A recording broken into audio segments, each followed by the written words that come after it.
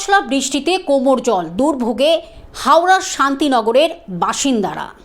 হাওড়া জেলার ডোমজুর বিধানসভার সাপুইপাড়া বসুকাটি গ্রাম পঞ্চায়েতের একাধিক এলাকায় জমা জল ও বেহাল রাস্তা। সকাল থেকে হওয়া বৃষ্টিতে সেই দুর্ভোগ যেন আরও চরম আকার নিল।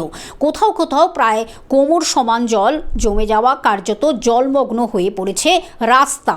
পশ্চিম শান্তিনগর এলাকায় স্থানীয় বাসিন্দাদের অভিযোগ, বছরের পর বছর ধরে এই নোংরা জমা জল পেরিয়েই তাদের যাতায়াত করতে হচ্ছে।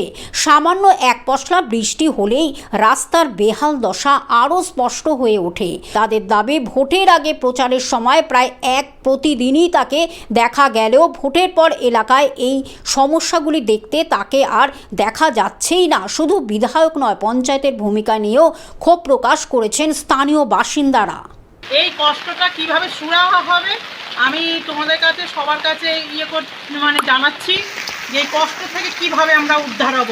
আর যাবজ্জীবন 4 বছর ধরে জলে পায়ে হাজা হয়ে গেছে, চুলকানি, সাপ তো আছেই, খুব কষ্ট। এই কষ্টের মধ্যে যে রেগুলার আমাকে ডিউটি যেতে হচ্ছে, এই ডিউটি গিয়ে যে পায়ের যন্ত্রণা আর প্রচুর মানুষের বাড়ি।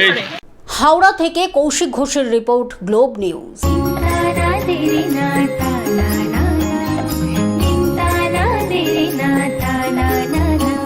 পাশে সবার প্রিয় গ্লোব টিভি, সাথে সবার প্রিয় গ্লোব টিভি।